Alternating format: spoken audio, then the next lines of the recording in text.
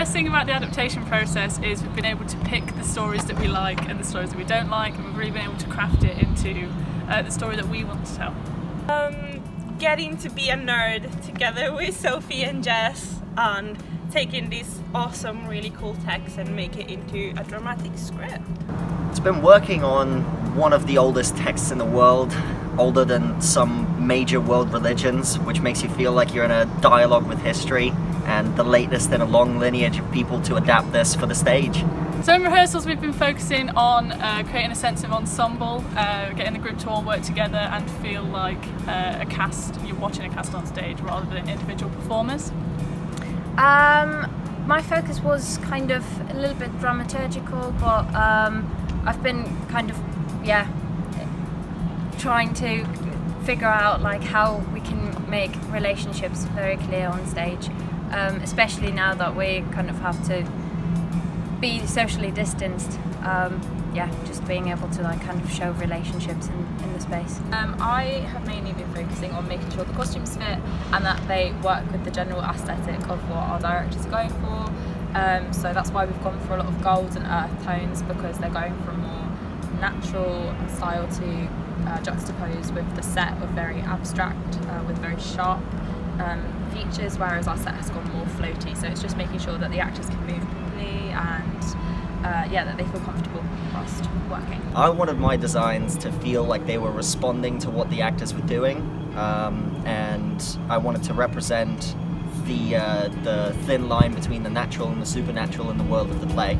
Making sure that we don't lose sight of the original text and like what things mean, because obviously we had to cut a lot and we had to extrapolate a lot of things, so just making sure that there is that correspondence with the original text still.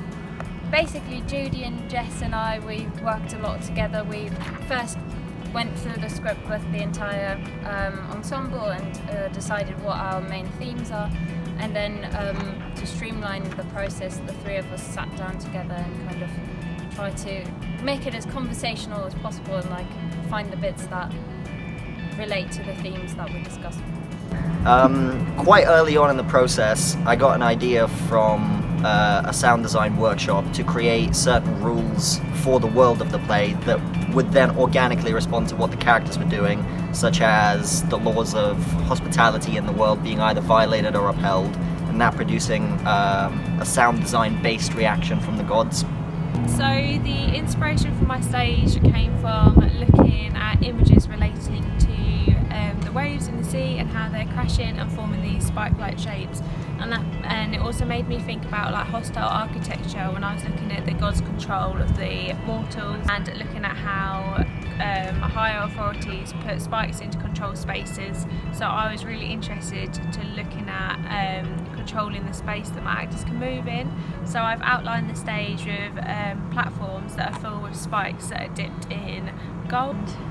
And then at the back of the stage I've got this giant sail which goes across the back of the proscenium arch. So the way that my design's developed across rehearsals and stuff is playing around with phone torches and getting different members of the prod team to sort of play around with that, so I can sort of plan that and think about how it looks across on stage.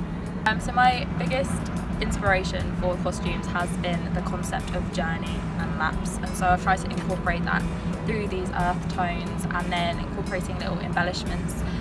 So within the ensemble we have the two different routes of Odysseus and Telemachus on their trousers, and then the same with Joe, who plays Telemachus and Odysseus. There is a motif which resembles almost like waves, but also again the routes of the journey.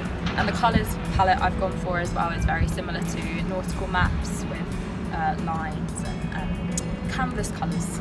My favourite section is the conversation between Athena and Zeus, because it kind of shows that even though Athena, who's kind of in control of all the events, is not actually the one who is the most in power.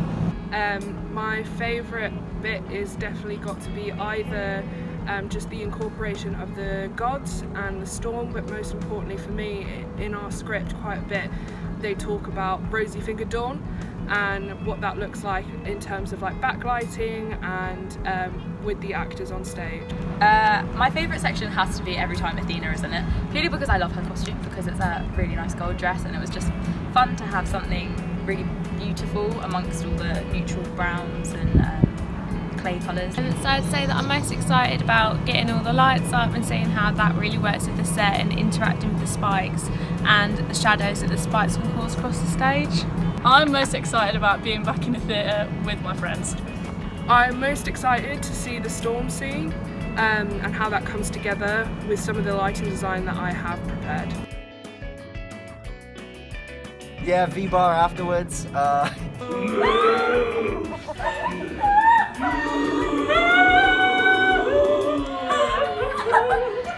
Project, Jess, come on! So in rehearsals, okay.